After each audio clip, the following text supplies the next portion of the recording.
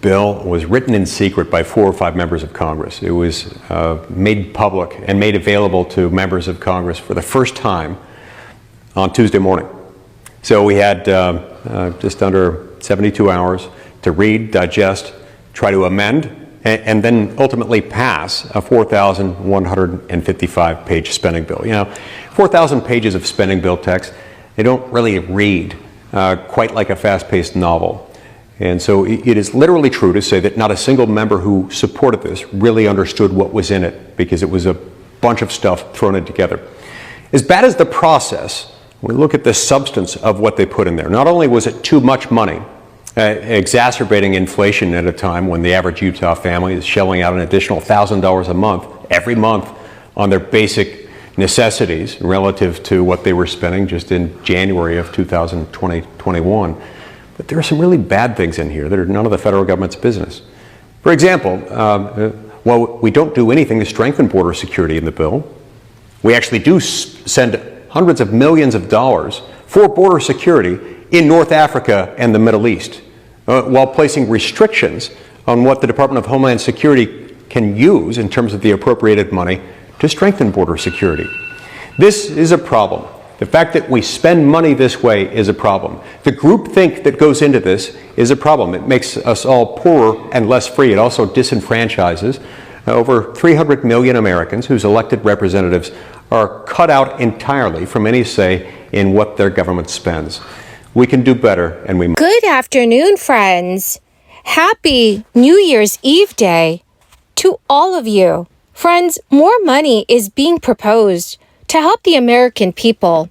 Automatic direct deposits of stimulus checks may start in just a few weeks.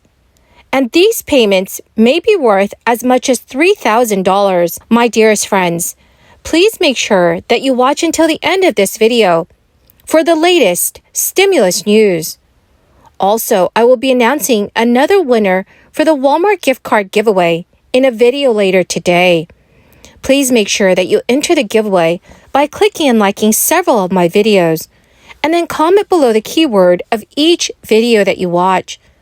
My friends, the more videos that you comment on, the greater your chances of winning these giveaways. So crisis relief legislation provided much-needed funds for households across the United States. In particular, the American Rescue Plan Act offered $1,400 checks to all eligible adults and dependents, and provided parents with even more generous payments that was worth up to $3,600 for children under the age of 6, or up to $3,000 for those aged 6 to 17. And these payments were for the 2021 tax year. The Internal Revenue Service has indicated in a news release that up to $2,000 could still be on offer to parents who qualify for some extra financial help. In a December news release from the IRS intended to help people get ready for tax season, the IRS indicated that many people could receive less money this year because of the crisis-related tax code changes that were coming to an end. Among the changes that the IRS discussed, one of the most important was the end of the expanded child tax credit. It was this expanded credit that entitled parents to receive between $3,000 and $3,600 per eligible child. And with many American parents struggling due to the effects of inflation, the end of this credit is a humongous blow. But friends, the good news is that the IRS has made it clear that many parents will still be eligible for payments of up to $2,000 for the 2022 tax year. These $2,000 payments are an option for families because a child tax credit existed before the crisis relief bills. Qualifying parents could claim a credit of up to $2,000 when they file their tax returns each year, which is a total of $1,400, of which is refundable. The American Rescue Plan Act changed its existing credit to make it even larger and provide some of the money up front, and made the entire credit refundable. So friends, if you're eligible for this credit, you must file a tax return to claim it. The IRS will begin accepting tax returns in late January, so it's important to take action to receive your money as soon as possible. The Biden administration this year also signed a historic climate and tax deal that will funnel billions of dollars into programs which are designed to speed the country's clean energy transition and also battle climate change. As the United States this year grappled with climate-related disasters, the Inflation Reduction Act, which contains $369 billion in climate provisions, was a monumental development to help mitigate the effects of climate change across the country. The bill, which President Biden signed into law in August of this year, is the most aggressive climate investment ever taken by Congress and is expected to slash the country's planet-warming carbon emissions by about 40% this decade and move our country towards a net zero economy by 2050. The Inflation Reduction Act's provisions have major implications for clean energy and manufacturing businesses, climate startups, and consumers in the coming years.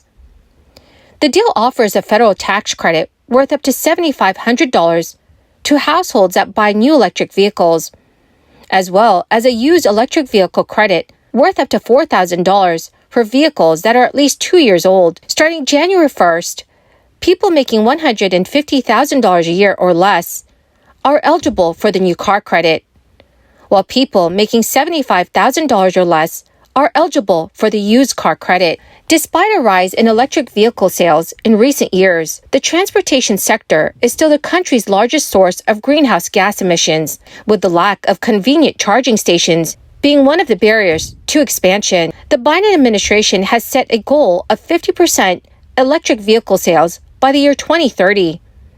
There's also $27 billion going towards a green bank called the Greenhouse Gas Reduction Fund, which will provide funding to deploy clean energy across the country, but especially in overburdened communities. Separately this year, the U.S. Department of Agriculture announced it will spend $1 billion on projects for farmers, ranchers, and forest landowners to use practices that curb emissions. That program is focusing on projects for conservation practices, and research suggests that removing carbon that's already in the atmosphere and replenishing soil worldwide could result in a 10% carbon drawdown. So, dear friends, what are your thoughts on all of this?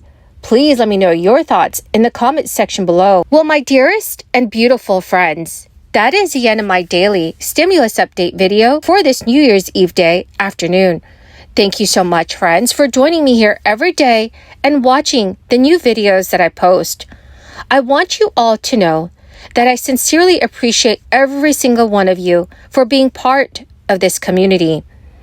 The winner of yesterday's Walmart gift card giveaway is Deborah Mitchell. Congratulations, my friend. To claim your gift card, please check your notifications page and send me a message, or you can also message me on my Facebook page.